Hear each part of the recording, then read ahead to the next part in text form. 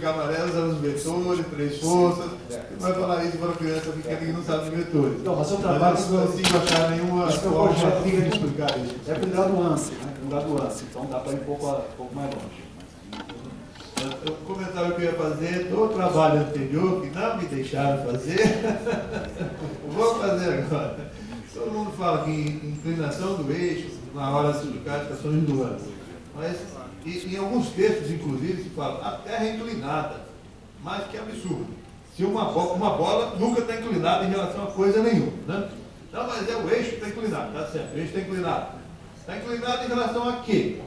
As crianças não têm que saber, né, que está inclinado em relação a perpendicular. Tem que construir esse conceito. Tem um plano, tem perpendicular, aí tem inclinado. Inclinado em relação a quê? A perpendicular ao plano local.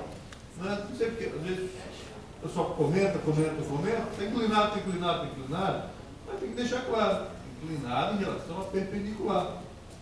Senão fica, a gente tem que imaginar que a criança já sabe, está implicitamente inclinada em relação a perpendicular. Então tem que deixar essas coisas claras quando falar. Perfeito. Não, acontece que a gente já percebeu em alguns casos, desenha a terra, né? Como sabe, tudo que eu digo, nem também você pega um chavão, né? Aqui desenha um eixo inclinado assim, tá para o norte, para o sul aqui, e o eixo está inclinado. Porque a posição de pé é bonitinha, norte em cima, sul embaixo. Então essa é a inclinação, em relação ao norte-sul. Confesso que não sei se...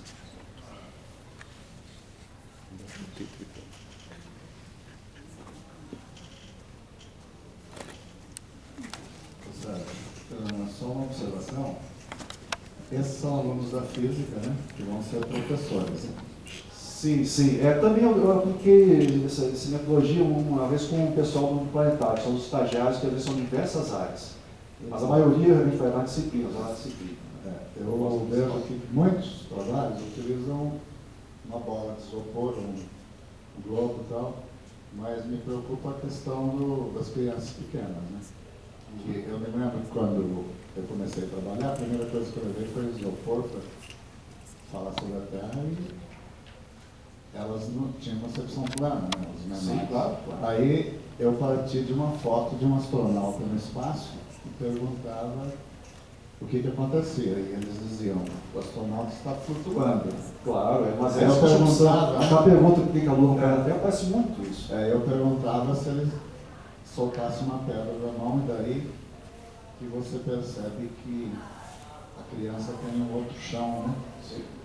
Então só essa questão que eu coloco, que esse futuro professor, ele deve estar entendendo que as crianças menores, uma bola, se levar uma bola, não tem sentido, né?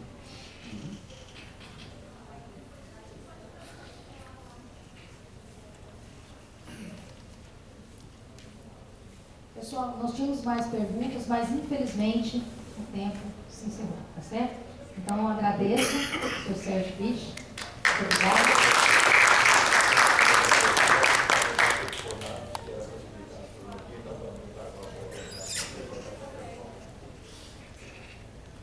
Passaremos então agora ao trabalho cujo título é Determinação Observacional do Analema, Projeto de Observação Comum Sul-Americano.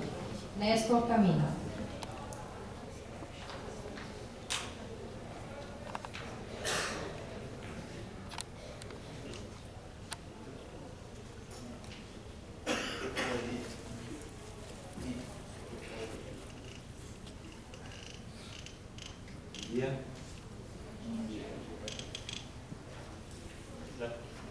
Esto es para compartir con ustedes el resultado de... ¿Anda? ¿Sí? El resultado del proyecto de observación conjunta que realizamos hace más de un año entre muchos grupos de distintos lugares de América del Sur. Varios de los miembros del proyecto están aquí. ¿Quiénes participaron? A ver. Levanten la mano los quienes están aquí que participaron del proyecto. Marcos. Carlos. Bueno, hay más gente. Odilo. Eu estou me falar, mas eu só participei da discussão lá no Exame Positivo. Não acabei participando da discussão. Bueno, entonces, el proyecto consistía en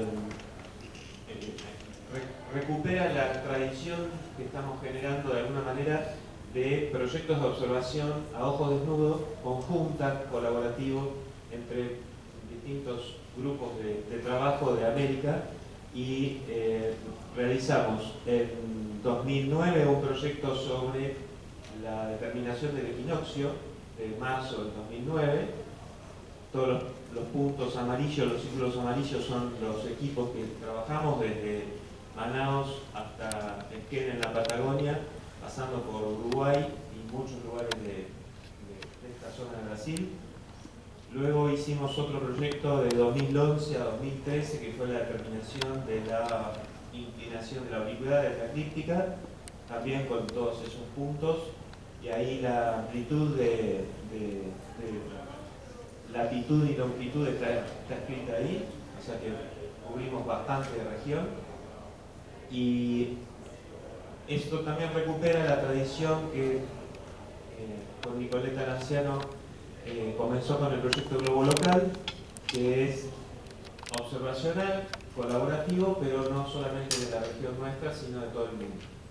O sea, el espíritu es el mismo, ¿no? Trabajar sobre lo que vivenciamos cotidianamente del entorno astronómico natural y en forma colaborativa. El proyecto de hoy entonces se llama Construcción Observacional del Analema. El símbolo que elegimos es ese porque nos une a todos, es la analema roja esa que es un poco transformada respecto de la curva real, pero es simbólica. Y los países en principio terminamos siendo Brasil, Argentina y Colombia, porque Venezuela y Chile después no pudieron trabajar los equipos que se habían comprometido. Y como les decía, es un proceso observacional, se basa por una varilla, un gnomon recto vertical, medir el largo de las sombras y el instante en el que se produce el mediodía solar verdadero. La analema es una curva muy importante para quienes trabajan sobre, por ejemplo, en nuestro caso, la astronomía a ojo desnudo, pero tiene que ver también con todo lo que es la gnomónica, que es el diseño y utilización de relojes de sol. Y si bien no se sabe muy bien cuándo empezó a usarse la analema, lo que importa es que es una curva que incluye la definición de tiempo civil, o sea, de tiempo medio. Es decir, no es solamente el tiempo solar, sino que se necesita la contrastación con un reloj. Entonces no es una curva muy antigua que digamos, porque los relojes confiables como sistema de comparación son relativamente de hace poco tiempo. Poco tiempo, estamos hablando de 3 siglos, no mucho más. El tema es que la analema está en los globos. ¿Cómo es el enlace?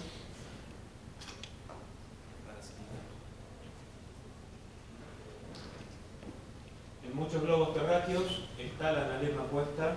En los globos más nuevos quizás ya no se pone, pero en general no se trabaja, no se sabe qué es en las escuelas. Y bueno, la potencia que tiene para trabajar la enseñanza de la astronomía no se utiliza en general, ¿no? Esta es la lista de gente y de lugares que hemos compartido este proyecto analema.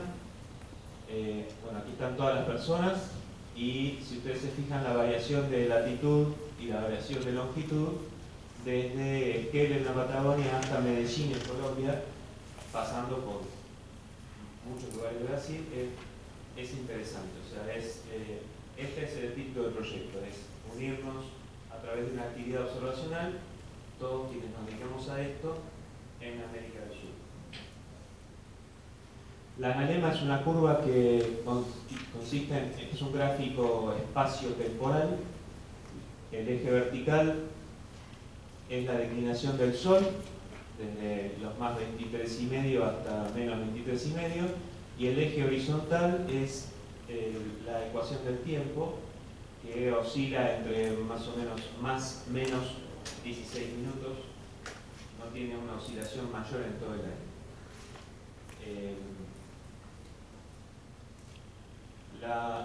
Los registros que tomamos eran muy sencillos.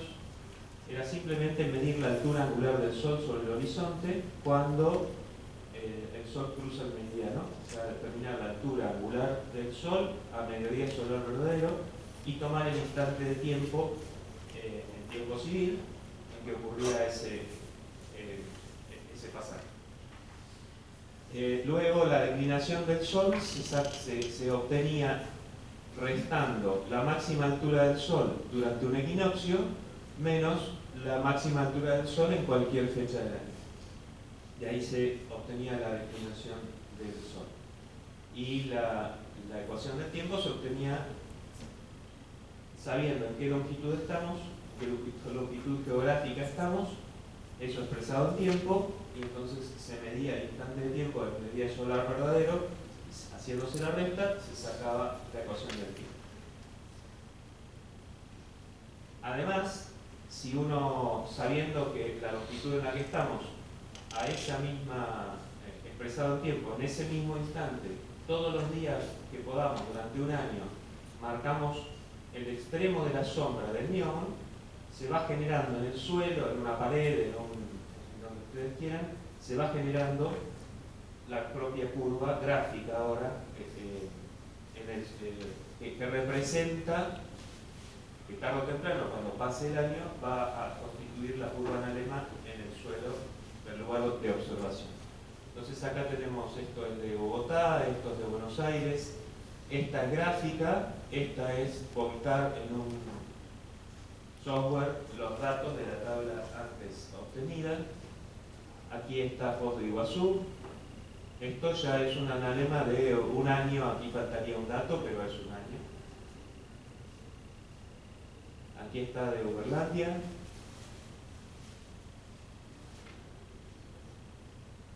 Esto es en Esquel. O sea, los neomons al principio eran o debían ser de 1 metro de altura para que luego las medidas pudieran ser homogeneizadas entre todos los equipos. Esto es en Buenos Aires, en una ciudad que se llama La Reja. Esto es una placa de cemento un poco más grande de este escritorio, un poco más ancha más que nada. Y el detalle es que ellos han estado indicando sobre el piso los distintos puntos con las horas, las fechas, etc. Esta es la curva completa hecha por este equipo de docentes de Buenos Aires. Esto es volcar en un gráfico las mediciones de declinación a partir de la máxima altura del Sol sobre el horizonte y la ecuación del tiempo a partir de la diferencia en instantes de tiempo día tras día. Y este gráfico, que es muy interesante, es todos los equipos que fuimos trabajando, les enviamos nuestras tablas a este equipo de Buenos Aires. Entonces ellos volcaron todos los valores de las tablas de los demás equipos de trabajo en un único gráfico. Entonces ven cómo, a pesar de que todos estamos en lugares diferentes de toda América del Sur, la curva es una sola. Bueno, no se lee, pero acá está Casilda, Buenos Aires, etc. Y entonces la curva es una sola porque en realidad el analema es una característica del planeta Tierra y no de los observadores sobre el planeta Tierra.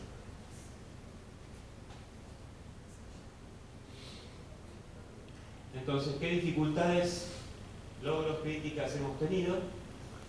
Fundamentalmente saber que la diversidad, trabajar en la diversidad es difícil, es complejo.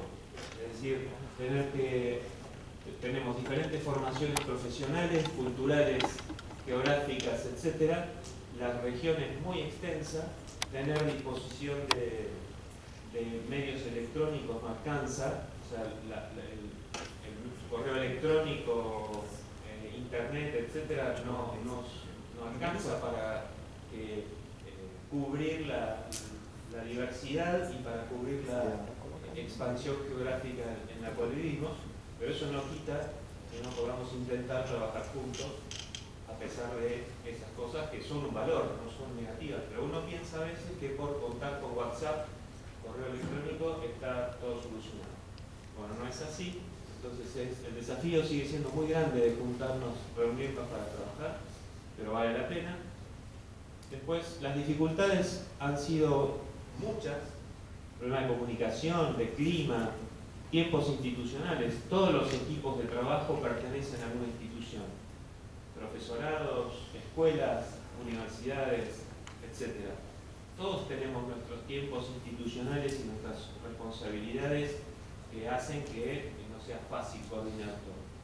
Pero también después vienen, todos somos personas, con familias y afectos, etc. O sea que no es que tenemos plena disposición para trabajar esto, hay periodos de vacaciones, traslado de docentes, empezamos el proyecto con gente trabajando en una institución y luego termina trabajando en otra.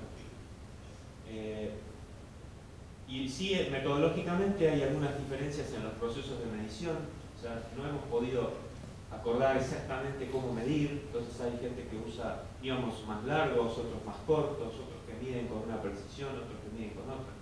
Eso no impide trabajar, pero hace más trabajoso, hace más difícil la coordinación. Bueno, eso hace homologar los datos más difíciles, etc. Y finalmente, mucho de lo que habíamos previsto trabajar, que lo diseñamos, lo acordamos en el SNEA de Curitiba y luego lo definimos electrónicamente, nos habíamos propuesto muchas más cosas para hacer que no se pudieron hacer, o sea, fuimos muy ambiciosos en los objetivos que nos propusimos, pero lo que hemos logrado nos satisface mucho. Consideramos que hemos abierto una puerta para que Analema forme parte del trabajo de nuestra comunidad de enseñantes de astronomía, que antes no estaba.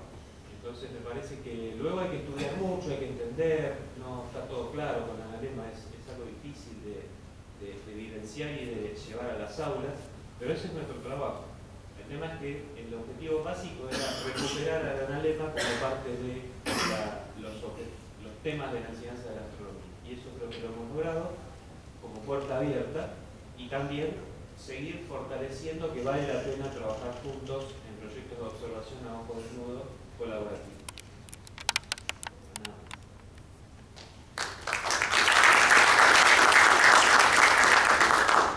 Perguntas?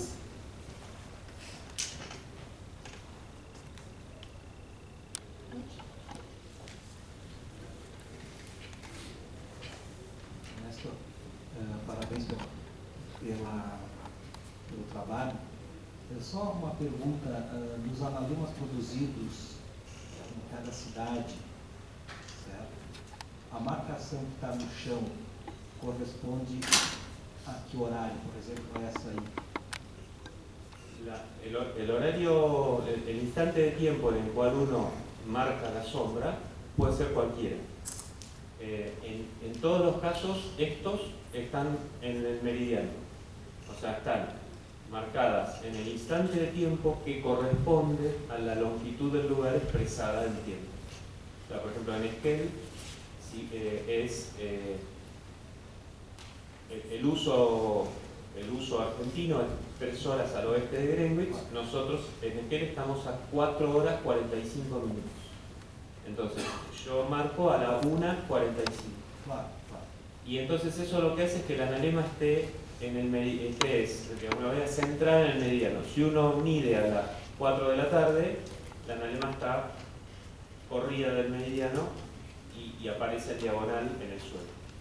Então, essa medição não é feita no meio-dia local. No entendí, perdón. A medição não é feita no meio-dia local, quando o Sol cruza o meridiano. Meio-dia civil. Sí, mediodías. No. Es Não, la longitud não, tudo bem. expresado en tiempos civiles. Tudo bem. ¿Sí? Porque el tiempo solar sería 12 horas siempre para todos. Sim, sim, exatamente. Então a marcação no tempo não é quando o Sol cruza o meridiano. Sim. Mas se obtém a hora, na hora que aquilo acontece, registra. Claro, É isso. No, perdón. son dos formas de medir. La tabla se hace cuando el sol cruza el meridiano. Entonces, cuando el sol cruza el meridiano, se marca qué hora civil es. Y con eso va la tabla. Mas não no chão. Pero en el suelo Assim, se dibuja cuando a hora fija. A hora civil fija. Claro, essa era a minha pergunta, exatamente. Es el meridiano del lugar expresado en tiempo, siempre es esa hora. Claro. Y entonces lo que se corre es el sol en el cielo. Claro. Y eso es la ecuación del tiempo. Não, perfeito, perfeito. Na tabela está o outro, En la tabla está la otra, pero ambas son lo mismo. claro. Porque no chão tem, para cada local tem um desenho diferente. Sí, pero luego se pueden correr. Obrigado. Mais perguntas? Mais perguntas?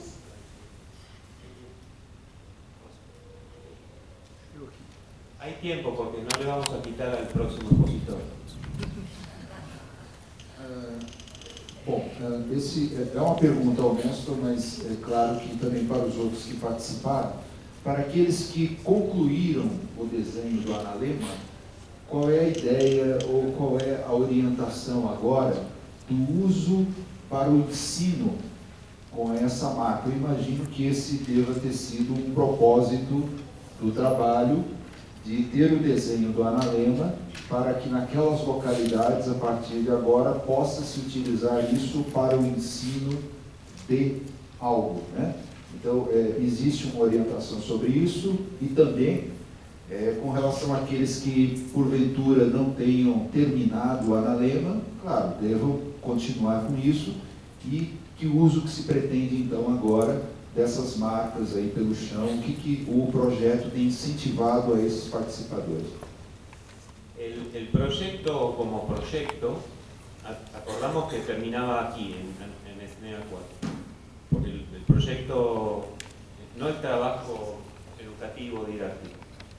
El trabajo ahora en cada lugar continúa, hay que seguir mejorando las analemas que hemos hecho y el proyecto como tal no generó una propuesta didáctica, no era ese el objetivo tampoco, pero sí que sigamos comunicándonos y cada equipo que genere una acción didáctica con lo que ha hecho en este proyecto, nos intercambiemos eso, para ir compartiendo de qué manera usamos la analema en cada edad de estudiantes, en cada objetivo que tengamos, si es de graduación, si es de posgraduación, si es en sino medio, en educación básica. O sea, la idea es que compartamos las acciones didácticas que vayamos generando, pero no hay no hay una indicación de qué hacer. Esa la tenemos que construir entre todos. Ese es el desafío.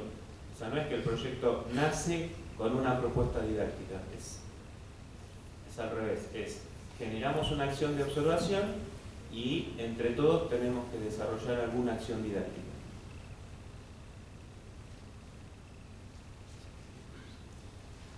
A próxima comunicação também será por Néstor.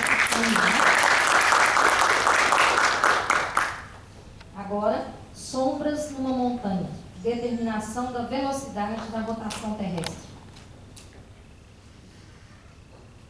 Este trabajo fue hecho hace unos años con estudiantes de ensino medio y la idea es que nosotros vivimos en un entorno natural, en el ambiente, como se dice, astronómico, y que suceden cosas en donde vivimos que están relacionadas directamente con lo astronómico.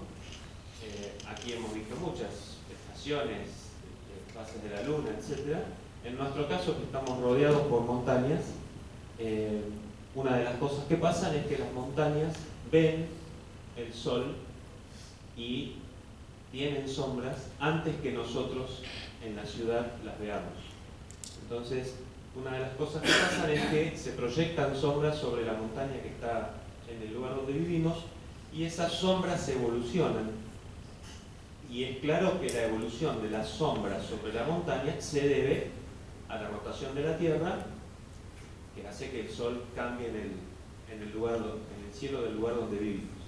Entonces nosotros supusimos que podíamos medir la velocidad de rotación terrestre de la Tierra mirando las sombras sobre la montaña. Esa es la base del trabajo. Nosotros vivimos ahí, estamos en Goiânia y nuestro lugar es allá abajo según el mapa. ¿Sí? Cuidado con el abajo y el arriba, pero lo que está claro es que nosotros vivimos entre montañas y cada lugar donde uno vive tiene algo en el ambiente, y ese algo en el ambiente está perturbado, está interactuando con lo que hace el planeta en el espacio. Este es un mapa de Google. Esta es la ciudad, es una ciudad pequeña, tiene unos 35.000 habitantes nada más. Y esta es una montaña, la montaña más alta que tenemos en la visualización. Tiene unos 2.200 metros de altura.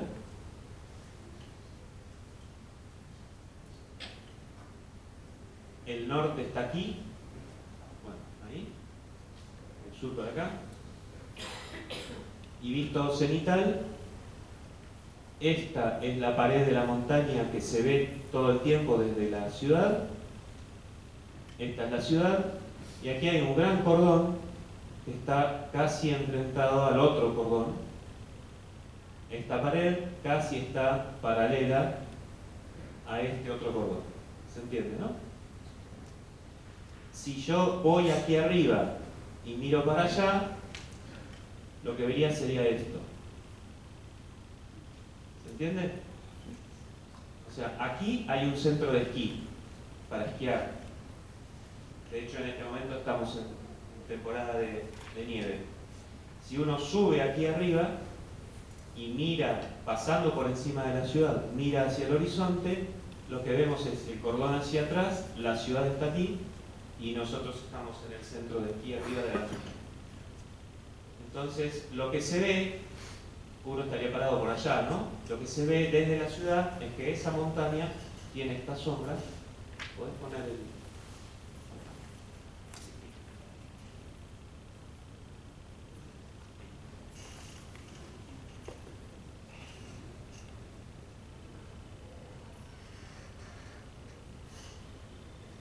Esto es un video acelerado, ¿no? Fíjense cómo todo dura unos 25 minutos. Una cosa así. Aquí ya están los árboles entrando en sombra. Esta primera elevación ahí entra en sombra. Y luego lentamente la sombra se va marcando sobre la montaña. Aproximadamente es una línea. Se ve bien, ¿no? Hasta que llega a la cumbre, donde desaparece el pico nevado ya. ¿Sí? ¿Se ve bien? ¿Lo vemos otra vez? ¿No? Perfecto. Entonces, la idea fue ver si con ese movimiento de proyección de la sombra del horizonte sobre la montaña podíamos medir la velocidad angular de la Tierra. Entonces lo que hicimos fue medir las alturas, elegir un punto de observación sobre la ciudad y medir las alturas angulares de los lugares de la montaña donde la sombra se ve claramente que se proyecta. Entonces tenemos este primer nivel, acá hay un pedazo de morro, no sé cómo es. Tenemos este pico, este otro como una meseta y el pico final. Entonces lo que hicimos fue medir esas alturas angulares y luego, desde ese lugar de observación, con video, registramos los tiempos en que la sombra va tocando cada uno de esos puntos de referencia. Entonces el análisis es muy fácil. Nosotros supusimos que el recorrido angular dividido el intervalo de tiempo nos tenía que dar la velocidad angular de la Tierra. sea, está claro que ese movimiento es debido al movimiento de rotación de la Tierra, eso no hay duda. Entonces cuando hacemos el cálculo nos da 30 grados por hora, cosa que claramente no es, casi el doble, y por más que analizamos las incertezas de medición y repetimos la medición muchas veces, etcétera, no da. Entonces la duda es qué presupuesto tenemos mal para que ese cálculo no haya funcionado. Entonces lo que probamos es esto, ya esos cálculos, no es que fuimos a la montaña, ¿no? Es si uno, ¿se acuerdan que este esquema era la ciudad? Esta es la montaña donde medimos la sombra y estaba en el horizonte este otro cerro, ¿no? ¿Se acuerdan de la fotografía?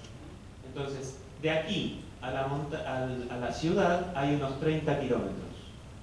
De la ciudad a la montaña donde medimos las sombras hay unos 10 kilómetros. O sea que desde aquí hasta la montaña de las sombras hay unos 40 kilómetros. Entonces calculamos que si nos ponemos aquí, si nos ubicamos aquí, el intervalo de tiempo es el mismo. O sea, nos ubicamos allá, vemos la sombra proyectada, el intervalo de tiempo es el mismo, pero la base cambia. Entonces, si hacemos el mismo cálculo, da la mitad de 15 grados por hora. Entonces, evidentemente, tampoco está bien. Así que lo que concluimos es que el supuesto que el ángulo recorrido por una sombra cualquiera permite medir la velocidad angular de la Tierra está equivocado, o sea, no está bien. Y lo que no hay dudas es que ese movimiento de sombras, esa evolución de la sombra es debida a la rotación de la Tierra. Pero no es cierto que de cualquier sombra que evolucione en cualquier lado podemos medir la velocidad de rotación de la Tierra. De hecho, es decir, cualquier varilla puesta en el suelo no es un reloj de sol. Eso también podemos de alguna manera pensarlo. Es decir, la posición topocéntrica, el lugar desde donde vemos las cosas, desde donde vemos el mundo, es determinante porque genera proyecciones que tenemos que tener en cuenta. No es un absoluto la proyección de las sombras sobre una montaña. En el SNEA anterior presentamos, con este mismo trabajo, con este mismo grupo de estudiantes, presentamos un proyecto que era ver cómo estrellas y Marte cambiaban sus tiempos en los tiempos de aparición detrás de esa misma montaña, cómo variaban según nos moviéramos entre dos posiciones diferentes. Y eso sí es un absoluto de alguna manera porque la estrella está en el infinito, diríamos, y eso sí nos permitió medir la velocidad de rotación de la Tierra. Acá nos importa resaltar esto, que no siempre los supuestos que tomamos para hacer una investigación o una experiencia didáctica en este caso están bien. Y a veces nos cuesta mucho reconocer que el supuesto que habíamos puesto, para la redundancia, no está bien. Los resultados de los trabajos o de las investigaciones a veces van totalmente en contra de lo que suponíamos. Bueno, el tema es que a veces nos da vergüenza o nos da miedo presentar que un resultado de una investigación no funcionó. Pero de eso se aprende mucho. Entonces nosotros aprendimos aquí que, bueno, no cualquier sombra evolucionando permite medir una cosa tan particular como la velocidad de rotación de la Tierra. ¿Una más? Bueno, eso. Así que hasta ahí nada más. Es mostrar que seguimos intentando reconocer en el entorno natural en el que vivimos todas las huellas astronómicas que podemos recuperar y cómo transformar eso en didácticas para, en este caso, enseñanza médica.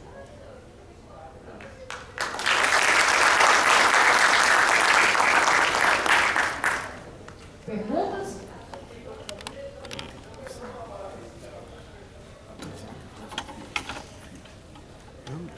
Una pregunta es una observación. ¿Por qué es tanto importante hacer trabajos como esto de observación directa? ¿Y por qué yo estoy tanto animada cuando la gente cuenta de cosas que solo se hablaron, se hicieron en un aula y no se vieron afuera.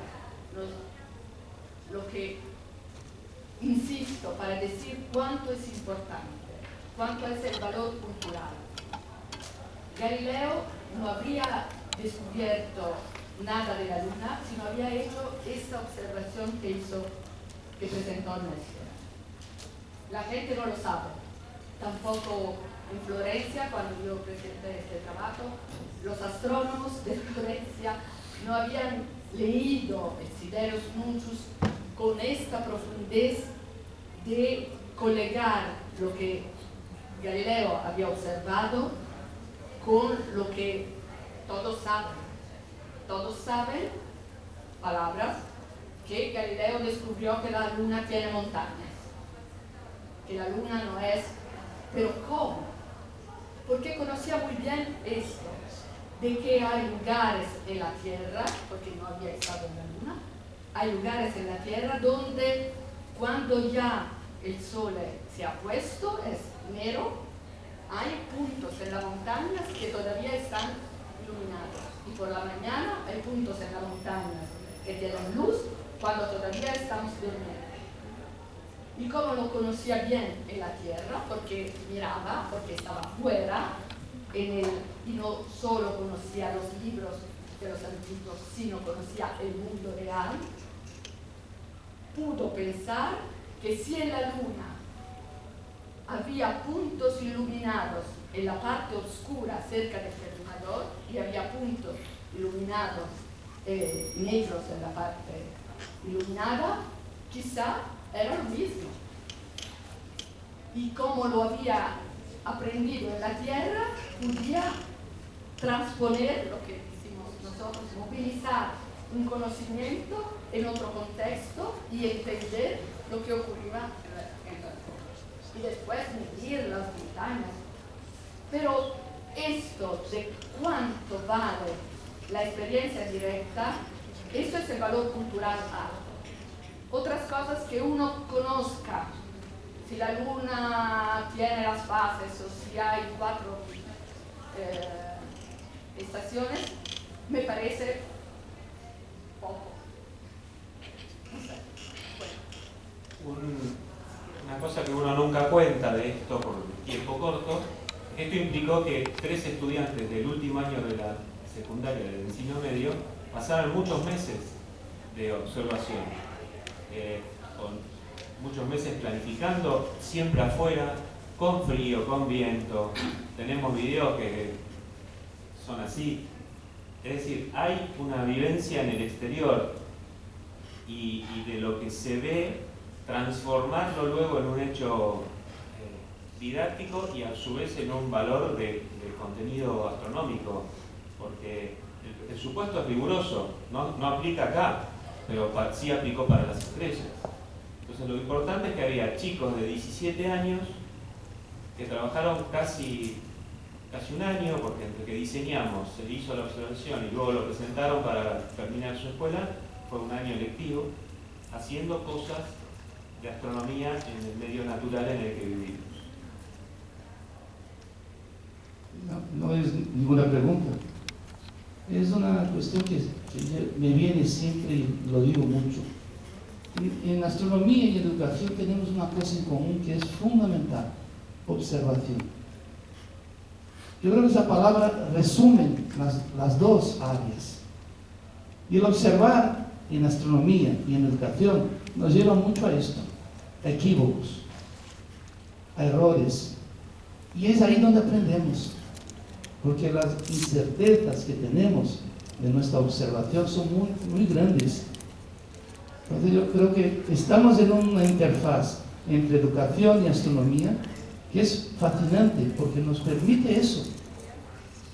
Y eso tenemos que tener muy claro. Por eso digo que en educación, el cuaderno que tenemos de anotaciones nuestras, de aquello que vemos, de lo que observamos en el día a día, eso es lo más importante que puede haber, porque a partir de ello vamos a reflexionar, vamos a pensar y vamos a tomar acciones futuras.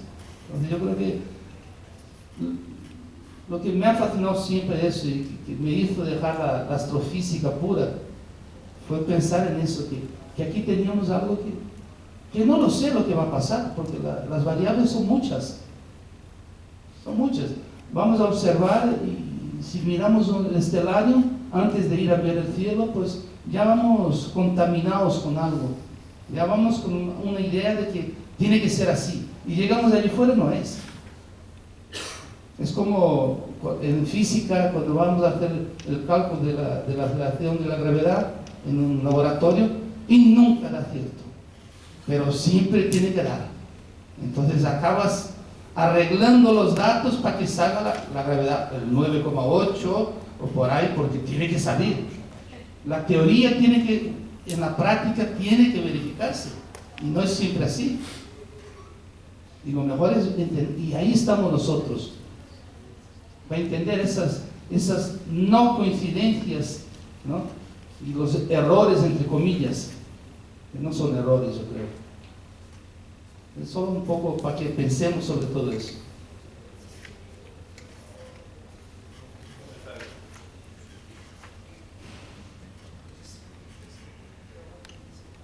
Yo creo que este tipo de actividades que nosotros podríamos llamar de verdad un aprendizaje significativa, porque los estudiantes que hicieron las mediciones están muy más cerca de una actividad científica do que los otros que están apenas estudiando lo que se pasó, lo que fue hecho. Por eso yo me gustan mucho las actividades prácticas, y esta es una astronomía diurna. Por eso muchos maestros, no, astronomía es una cosa nocturna, mi clase es solo diurna. No, aquí hay muchas actividades que son diurnas, que se pueden hacer con las sombras, con esto, con muchos otros ejemplos. Entonces, parabéns por el trabajo.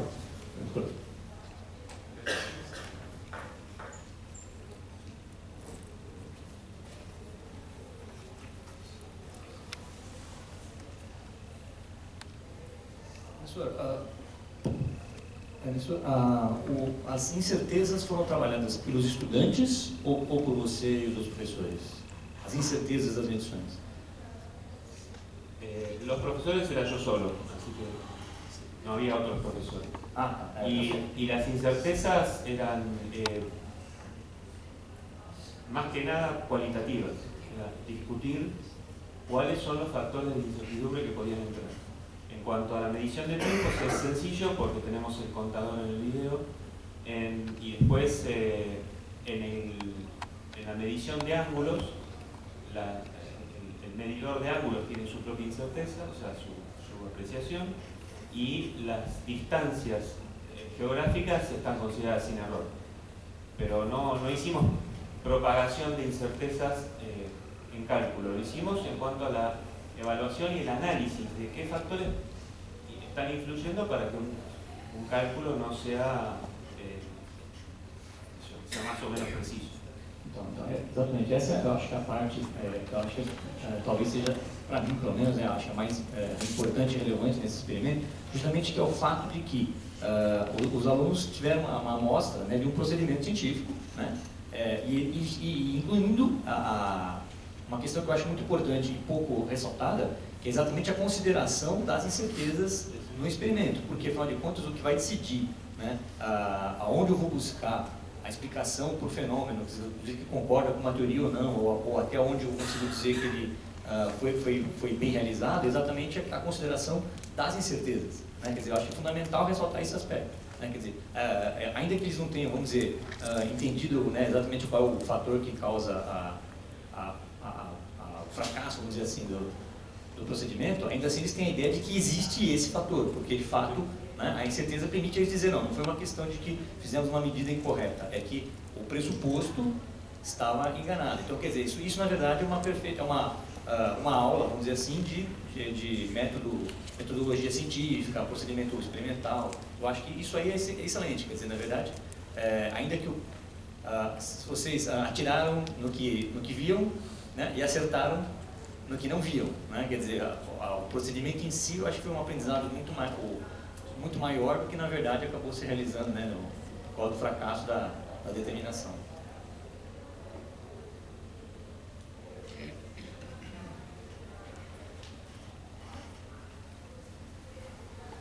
Muito obrigada, então, ao senhor Néstor, Carlinhos.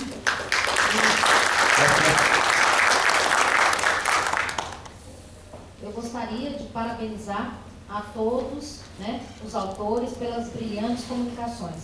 E também a todos os presentes por todas as contribuições dadas. Tá certo? Muitíssimo obrigada.